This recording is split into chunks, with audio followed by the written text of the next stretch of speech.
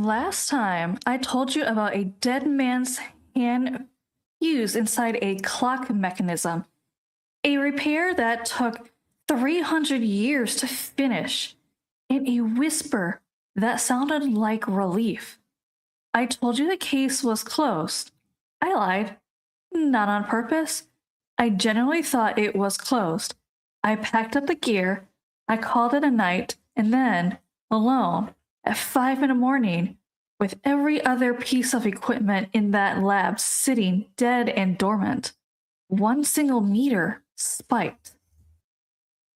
Not near the clock. The clock was silent. Spent. Actually, finally, dead. It spiked next to a lock of human hair that had been sealed in a hidden compartment since 1689. So tonight, we're not investigating a haunted object anymore. We're investigating a haunted bloodline. And I need to warn you up front. The science on this one is real. Not real in the fun, spooky podcast logic way I usually mean it. Real in the published, peer-reviewed, once-on biology way, and that is so much worse. Welcome back to the Phantom Navigator. Go lock your front door. I'll wait. Quick version: Bartholomew Finch, master horologist, dies in 1689, mid-repair on a long-case clock, hand fused into the gears. Clock proceeds to defy physics for 300 years, ticking with no power source, screaming at frequencies that match human vocal cords, dropping the room temperature like it's stealing heat directly out of the air. We dismantle it. We break the weld. Something leaves. It whispers, finally, case closed. Except we find a hidden compartment in the base of the clock. Inside, mercury vials, a stack of increasingly deranged vellum journal pages, and a locket containing a braid of silver hair belonging to Margaret Finch, his wife, dead of plague 6 years before he ever built the thing. His own journal tells us what he was actually building, not an eternal clock, a resurrection machine. If she is to wake, the heartbeat must not falter. And then the meter spikes next to her hair, hours after the clock itself went completely, permanently silent. Let's find out why. Here's a fact I need you to sit with, because I promise it's going somewhere horrifying. Your cells glow, not metaphorically. Every living cell in your body right now, as you listen to this, is emitting an extremely faint scream of photons, actual particles of light from your DNA. Scientists call this biophoton emission or ultra-weak photon emission. If you want the boring version, it's been measured. It's not controversial. It's just too dim for your eyes to register the same way you can't see infrared, even though it's technically light too. Under normal circumstances, this glow is basically a whisper, background noise from your metabolism doing metabolism things. But here's the part that should concern you. Recent quantum biology research suggests these emissions aren't just a random waste light. They show a generally high degree of optical coherence, meaning your DNA behaves less like a flickering candle and more like a laser, an extremely weak biological laser, but a laser. Now imagine a human body under the single most extreme form of metabolic stress there is. Dying, terminal panic. the body doesn't gently power down. It goes into total cellular overdrive trying to survive, and that overdrive appears to trigger a massive coherence burst of biophotonic activity, a scream of light, essentially, released at the exact moment of death. If that scream of light happens in a completely ordinary room, it just disperses. Nothing to catch it. But if it happens near a material with the right crystalline structure, quartz, certain granites, or say a locket made of silver holding a braid of hair that itself contains trace mineral deposits, that light can, theoretically, be absorbed and structurally recorded. Not metaphor, physical, optical, photo-etched information. The same base principle labs are now using to store 360 terabytes of data on a quartz disk the size of a coin, stable for literally billions of years. Margaret Finch didn't just leave a lock of hair behind when she died of plague. She may have left a recording. Okay, so let's say I'm right and something got recorded in that locket in 1683. That still doesn't explain why a meteor spiked next to it in 2026 alone in an empty lab at 5 in the morning with nobody touching it. Here's where it gets personal, literally. This is where it gets into your DNA specifically, not hers. Trauma doesn't just live in memory, it changes how genes are expressed through a process called epigenetics, methylation.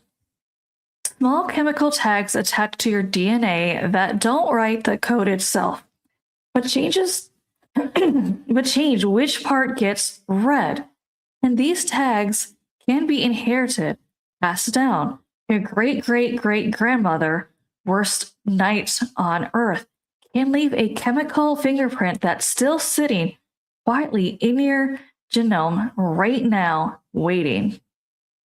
Waiting for what, you ask? Great question. Here's the second half of the puzzle.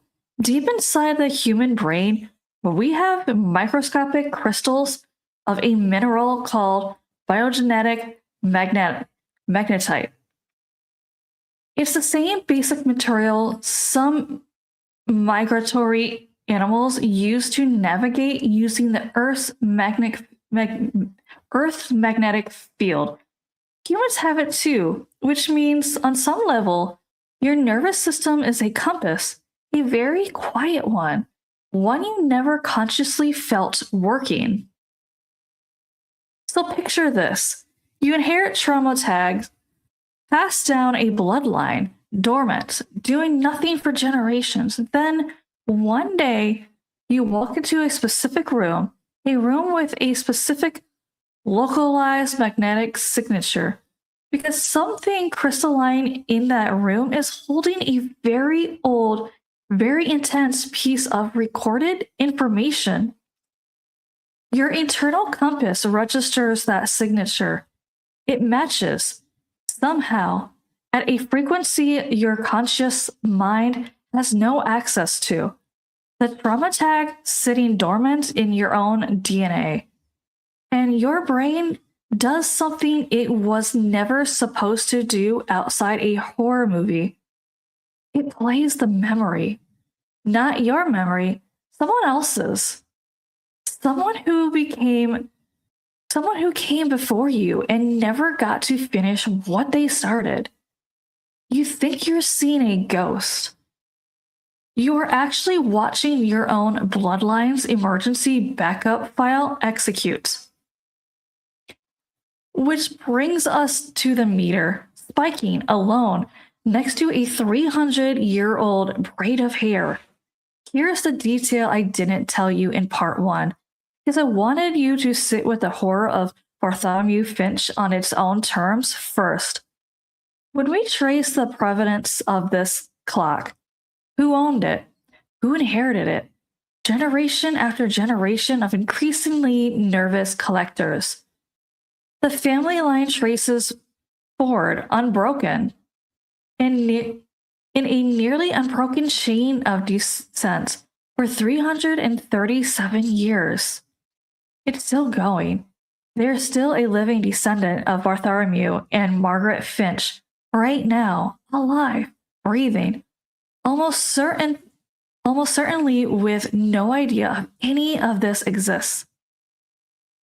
And if the theory holds, if Margaret's biophotonic scream really did get etched into that locket the night she died, and if Bartholomew really did spend the last months of his life trying to build a machine capable of playing it back, then the clock was never actually the point. Then the clock was never actually the point. The clock was the amplifier. The locket was the recording. And the entire 300-year mechanism, the screaming gears, the frozen room, the shadow in the steam, all of it might have just been an elaborate, horrifying way of waiting for the right magnetic key to walk through the door and finally hit play. We are, as of this recording, actively trying to locate that descendant, ethically, carefully, and with what I can only describe as genuinely uncomfortable amount of caution, because I do not know what happens if that person stands in the same room as that locket. Neither does anyone else. There's no precedent for this. I checked. All right. Before we close this out, I have to indulge myself for a minute, because once you start pulling on a thread like trauma gets recorded into crystal and passed down through bloodlines, you inevitably wander into the deep, unhinged corners of the internet where people have taken this idea and sprinted with it directions I did not authorize, but respect the commitment to. Here's a theory floating around fringe circles that ancient megalithic sites, Stonehenge, the pyramids, structures like that, aren't tombs or calendars at all, but a forgotten global network of exactly this kind of crystalline recording, deliberately built on top of tectonic fault lines, specifically because the constant geological pressure keeps the tape charged. Is it true? Almost certainly not. Do I think about it every single time I see documentary about Stonehenge now? Absolutely. Against my will. Forever. There's also a theory that the entire modern internet quietly died around 2016. And everything you interact with online now is an AI-generated simulation designed to keep the last real humans docile and confused. I bring this one up not because I believe it, but because if you ever doom scrolled for 4 hours and thought, none of this feels real, I want you to know you are not alone. And also that a symptom of Twitter, not a secret cabal. I mention these not because I think they are true. I mention them because every single one of these theories, no matter how unhinged, is chasing the exact same idea we just spent an hour proving has some legitimate scientific backbone, that information doesn't just vanish, that the universe holds onto things that somewhere, something always remembers. That should comfort you. It does not comfort me.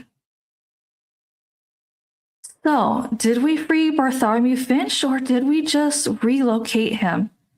Here's my honest answer. And it's the least satisfying thing I'll ever say all episode. I don't know. The clock is silent. The mechanism is dead in every measurable,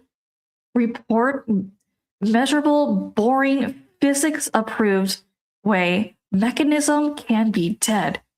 If you're looking for a tidy bow on this one, I can't give you one because the meter spiked next to that locket after the clock went quiet, and I have not slept properly since. What I do know is this. Energy doesn't disappear. It transforms. It relocates.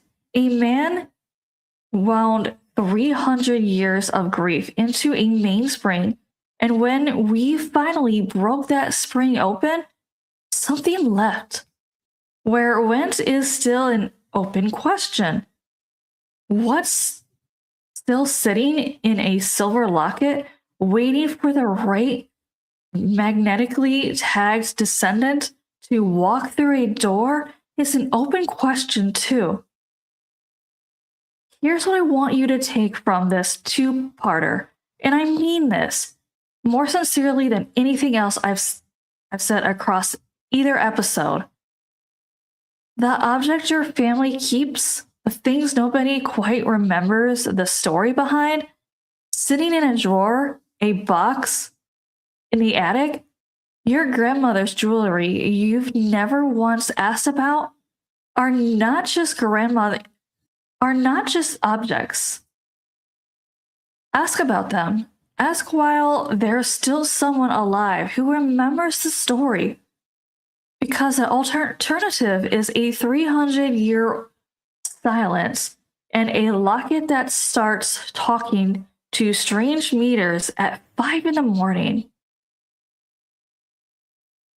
If these two episodes got under your skin, do me a favor, share part 1 and part 2 together, because half of the story generally doesn't land without the other half, and I refuse to let anyone walk away thinking this ends with a clock going quiet. It doesn't. Read the show, follow the show, and if your family has an object like this one, I want you to hear about it before I have to go find it myself. I'm your host. This has been the Phantom Navigator.